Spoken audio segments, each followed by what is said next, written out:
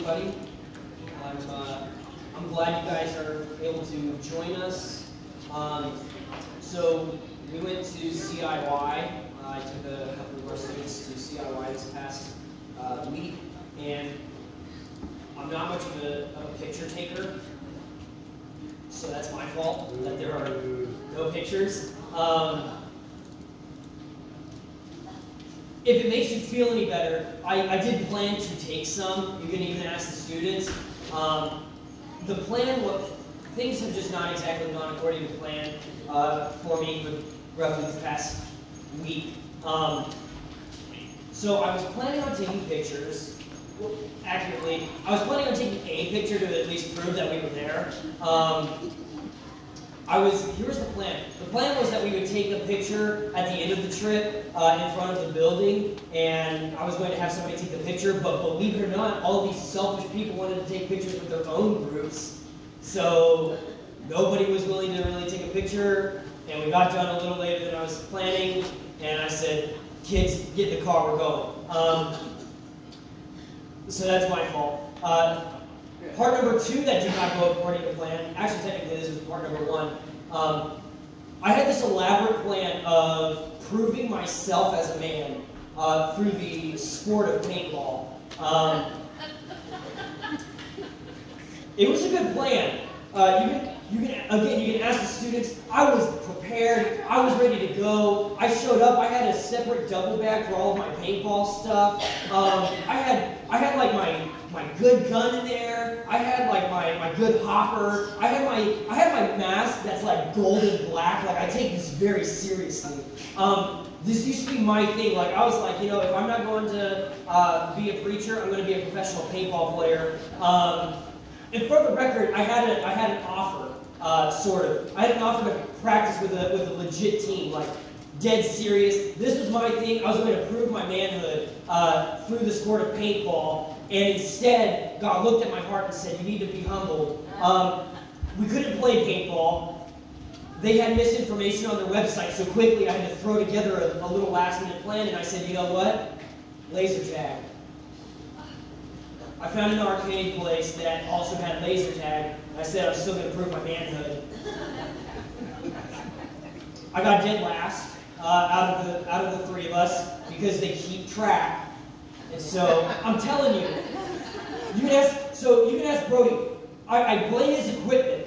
I know for a fact I was hitting him. I know for a fact. I watched my gun and I was like, I know I'm hitting him, and it was just not registering. And so I got dead last. And I was like, I lost by like 1,000 points. And I was like, no way. I was like, I'm not this bad. I know I'm not. Because believe it or not, I used to also take laser tag really seriously. I'm a very competitive person.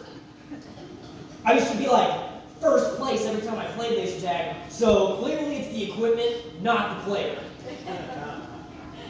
I know this for a fact. Sort of. It's sort of a fact. Technically, I can't really prove it because it didn't happen, so... But that's not the point.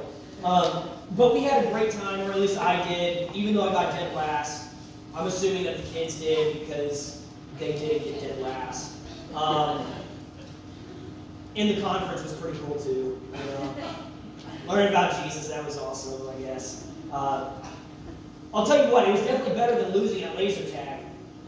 It made me feel a lot better to be worshiping the Lord than losing. So, we had an absolute blast, and so I just wanted to say thank you guys for praying for us as we were there. I believe that the Lord was really kind of moving in that experience. I think that we made some pretty good headway while we were there. So I just wanted to start by saying that, thank you for praying for us as we were there. Now I want to jump into the actual sermon itself, rather than continuing to rant about paintball and laser tag. I'm going to actually preach now. I want you to, if you know it, I want you to finish this statement.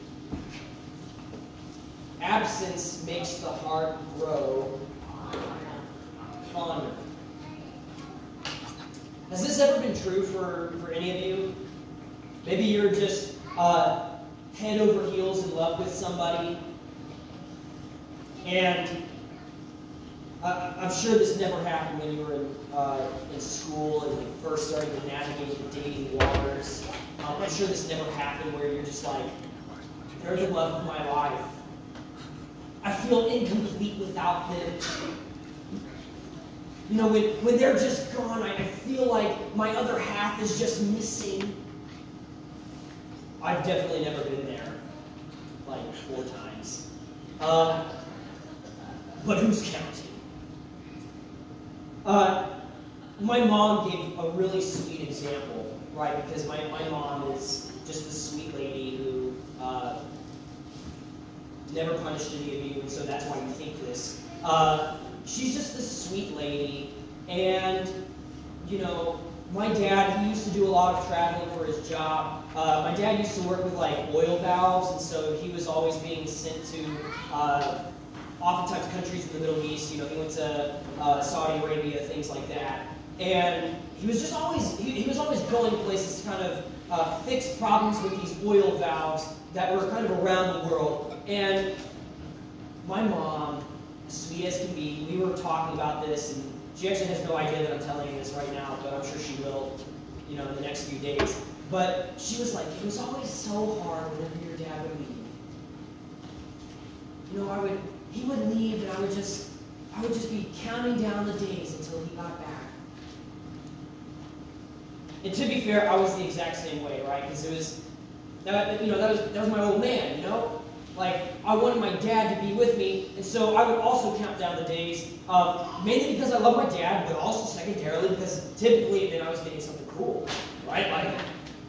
Like my dad was bringing back a souvenir. There was one time I got this like Middle Eastern like dagger. It was super cool and definitely not something you should ever get like a 9-year-old.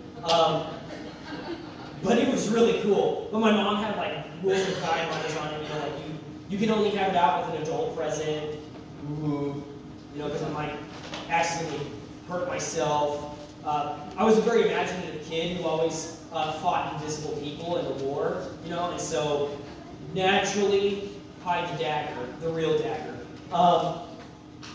But we would have this experience where my dad would go away for a time, and while he was gone, we would miss him.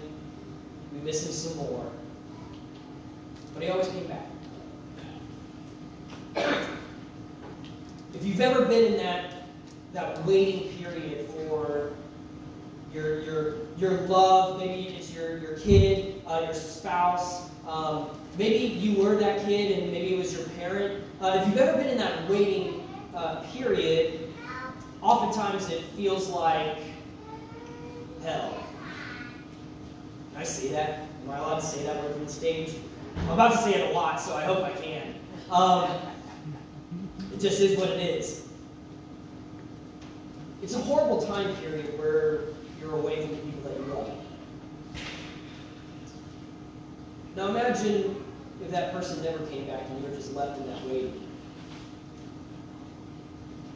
The person that you had that intimate desire to be with was always gone. Today we're going to be looking at the concept of hell. Like I said, I'm going to be saying it quite a bit. And I think that as we look at this, here's my goal. My goal is to kind of challenge the way that you have always perceived hell to be, or rather challenge the purpose of hell. So I will be fully transparent. I could be wrong. This has been interpreted by many different people in several different ways. And so we're going to kind of look at some of those different ways, and we're going to use some of the scriptures that have been used to kind of argue for some of the different points of view.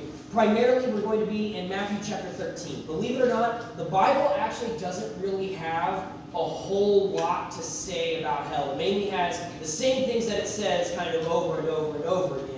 And so we are going to kind of look at what Jesus has to say through a parable that he tells. So Matthew chapter 13, we're going to be looking at verse 24. Now, Jesus, in this passage, he has started teaching in parables. And it kind of explains earlier on in the chapter why Jesus chooses to use parables. And the reality is that for some reason, it's almost like this God-given nature about us that we have a tendency to really relate to stories. Right? I'm sure as a kid, many of you probably grew up with some of the different Disney movies. And I know this is true because Snow White dates back to like the 30s. So I know that at some point we've been exposed to different stories. And there's just something about our nature that really interacts well with stories. And so it's described in the New Testament that Jesus uses parables as a way to teach kingdom truths to people through the use of stories. And so as we go through this story that Jesus tells about wheat and weeds, which I'm sure you guys probably might relate to a lot more than I do because I'm not a farmer. Clearly. Like, born in Houston, farming's not my thing. I don't even hardly know what weeds are. I had somebody pulling weeds from the rocks, and honestly, I just thought it was normal grass. I didn't know what was going on. So we are about to kind of learn about kingdom truths through this parable of the wheat and the weeds. So verse 24 says this. He, being Jesus, presented another parable to them. The kingdom of heaven may be compared to a man who sowed good seed in his field. But while people were sleeping, his enemy came, sowed weeds among the wheat, and left. When the plants sprouted and produced grain, then the weeds also appeared. The landowner's servants came to him and said, Master, didn't you sow good seed in your field? Then where did the weeds come from? An enemy did this, he told them. So, do you want us to go and pull them up? The servants asked. No, he said, when you pull up the weeds, you might also uproot the wheat with them. Let both grow together until the harvest. At harvest time, I'll tell the reapers, gather the weeds first and tie them in bundles to burn them, but collect the wheat in my barn. And then Jesus kind of just lets that story exist. Then he tells another parable, and there's this awkward time of waiting that the disciples in the crowd hear, that they kind of experience. See, oftentimes we kind of understand the morals of these stories, but these parables, oftentimes the people just didn't get it. They didn't understand at first why Jesus was using these stories. And so later on, Jesus kind of explains it. But this parable, we have a master of a field who plants good seed. Right, so this is the Midwest. This is kind of like he's planting corn. I'm guessing it would be mainly corn here. That's what I see all the time. So I think it's corn. Like I said, I don't really know much about farming, but everybody who knows a thing or two about farming tells me it's corn. So I'm going based on what they tell me. So the master of the field is planting this seed. He's planting wheat. He's planting something that is meant to be useful, something that is meant to be collected into his barn. And then it says that an enemy comes alongside and plants bad seed. This bad seed starts to grow these weeds among the wheat, and his servants are like, hey, should we go and kind of take out the weeds? You know, should we go and remove those already? And he says, no. If you do that, you might also take up some of the wheat before it's ready. Here's what you do. Just wait. Let them all grow together, and then when we harvest, we'll separate the wheat from the weeds.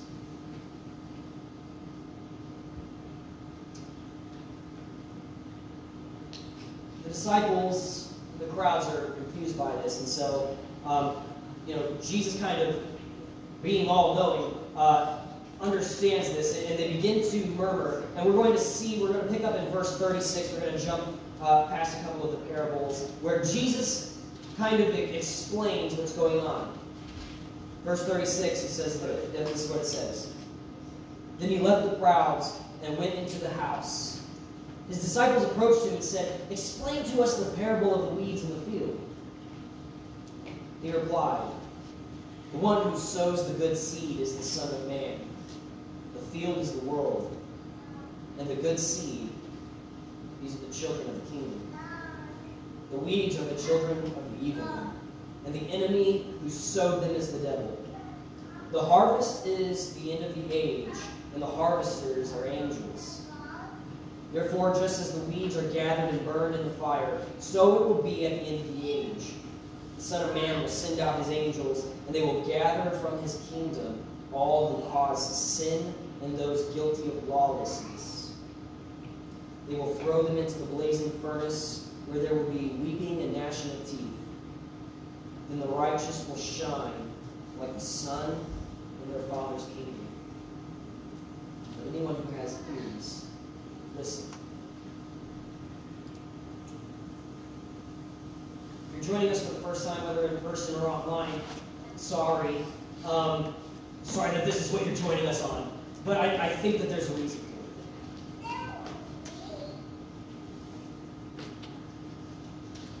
This has been interpreted in many different ways. For one, there are people who believe this to be very literal. There are some who believe that at the end of the age, when Christ comes back, those who are holy, those who are a part of his kingdom, in other words, the Christians, those who are faithful to Christ, those are going to be harvested like the wheat. They're going to be bundled up, and they're going to be placed in a barn, so to speak. They're going to be placed in the kingdom where they get to shine. And those who are not, those who are part of the weeds, those will be tossed into the fire. They'll be burned up. There's going to be weeping and gnashing of teeth. Some believe this to be a conscious, eternal torment. Right? I'm sure even if you've never been to church a day in your life, you've probably seen this kind of depicted in commercials, in TV, in shows, movies, things like that. Quick side note: I was watching a show yesterday, actually, and it's a very funny, interesting concept. It deals with some supernatural things, and I just found it funny because at one point we see this guy, and this guy is wrestling with his soul, really. I mean, needless to say, if you watch the show, which I'm not going to say the show because it's going to make me sound like a bad person, it's a funny show, it's just entertainment, but here's what happens. So this guy, he is kind of, he's wrestling with the eternity of his soul, right? He's done some pretty bad things, and he's like really just worried about the state of his destiny.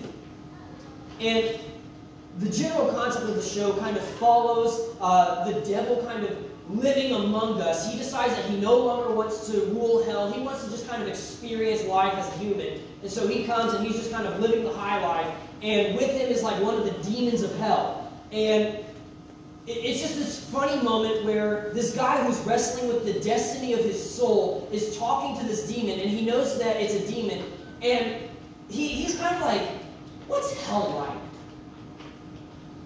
And this demon, she goes, "Oh, hell's amazing. It's not as bad as like people think it is. I think it's great." And the irony, the humor is that she's a demon, and so she's like, "I think it's great." She's like, eternal torment, the screams of damned souls. It's awesome. And then you just see this guy's face change. Because, at first he's like, "Oh, it's not that bad." Like, I'm being told from somebody who's been there that it's not that bad. And then his face starts to change as she's like, torment, fire, screams. And he's like, "What?" And then she goes, "Oh, you meant for you." "Oh, yeah, no, it's not a great place for you. For me, it's pretty awesome." And it's this humorous situation. And some people kind of interpret hell to be this thing that's just like that. right? I've heard many jokes about what hell's like, about some of the different people who are in hell, who experience it different ways. And most people tend to interpret it as being this literal hellfire brimstone, right? If you've ever been to a hellfire and brimstone kind of church, where it's just like, you're going to burn for eternity, sometimes this has been interpreted literally. Other times it's been interpreted to not be this eternal suffering that somebody endures, but rather just, you go there, you get snuffed out. Right, and so Revelation chapter 20, it describes the fiery lake that those whose name is not found in the book of life, they get tossed into. Now, what the lake is also described as in that chapter is the second death. And so some say, well, if the first death is the loss of our consciousness, then the second death is the loss of eternal consciousness. Basically, you get tossed in, you get snuffed out. It's this term known as annihilationism. Then you have another belief, and this is the one that I will kind of refute and say I don't find to be biblical. Annihilationism, possibly. Eternal conscious state of torment, possibly. This last one, I'm going to argue most likely not. It's this concept of universalism, which is the idea that basically hell is kind of like this prison system on steroids. Right? So you go there and you kind of do your time, and then you get let back in with everybody else. Now, quite frankly, I don't see a whole lot of biblical support for that. Really, the only biblical support that most proponents tend to focus on is that, God is all loving, He's just, He's righteous, and so because He is loving, He's going to kind of let you back into society, so to speak. I don't really find that to hold a whole lot of weight. Not that God's not loving, but I believe that God's righteousness kind of negates that. So it's not necessarily this place where you kind of spend a little bit of time, maybe a few million years, and then you get let back into heaven, or you get led into heaven in the first place. And here's why. Oftentimes I think that because we start to interpret this literally, or maybe it's just this annihilation thing, I think we tend to lose the point of hell. Right, so we talked last week about heaven. So if the point of heaven is creation and creator being reunited and coming together, the point of hell is that creator and creation is eternally separated. I believe that hell refers more so to the lack of the presence of God. Yes. So I'm not going to sit here and argue with people about whether or not it's going to be this eternal torment where your soul is just forever conscious of the things going on around it. I'm not going to argue that it's this place where you just get snuffed out. What I am going to argue is that the point is that you will be separated from God.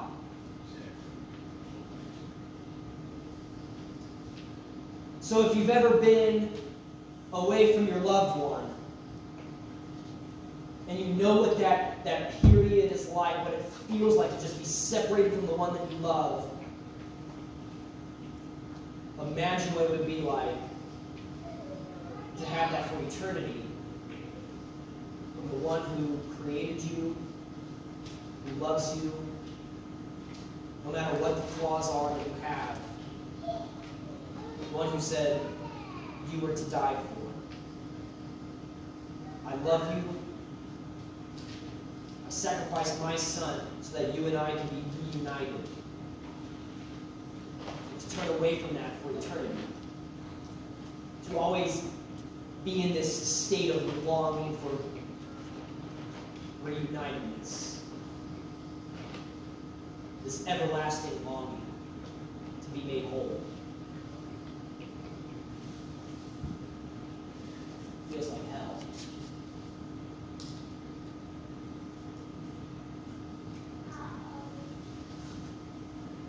I know this is a very difficult kind of topic to wrestle with. I think it's important not so to focus on what happens if you go to hell, but to focus on the fact that you don't have to. Oftentimes we look at God and we look at the concept of hell as just this angry God, right? So there was this very popular sermon many years ago, Sinners in the Hand of an Angry God. And I just think that that's a very negative portrayal of who God is, right? We look at God as oftentimes as this person who's just waiting to just judge us. He's just waiting to condemn us, and he's waiting to point out all of the mistakes that we made, and he's just waiting to torment us eternally. And I think we miss the point that God is loving. I think we miss the point that this concept of hell is just the natural consequence that follows if we choose not to be reunited with Him. So, while this is a reality, it's also something that can be avoided. And that is only through the redemptive work of Christ. It is only through the reunion that He has made possible with the Father. And that's an offer that's extended to all people. That this reality of eternal separation can be avoided, and that we can have this final reunion for eternity. And that's the beauty of the cross. And so, while this is a deep kind of, oftentimes dark message, it's really one of hope. It's one of hope that we can choose union rather than separation. It's just a message of hope that I hope to give you today. Let's pray. Heavenly Father, I thank you for this day that you've given us. God, I thank you for a chance to be reunited with you rather than eternally separate. God, I have felt the longing to be with somebody that I care about. And oftentimes it's a horrible feeling. And God, I can only imagine what it would be like to feel that for eternity. God, I'm thankful for your Son who made it possible that I won't have to experience life. God, we thank you for your Son and his sacrifice on the cross. It's in his name that we pray.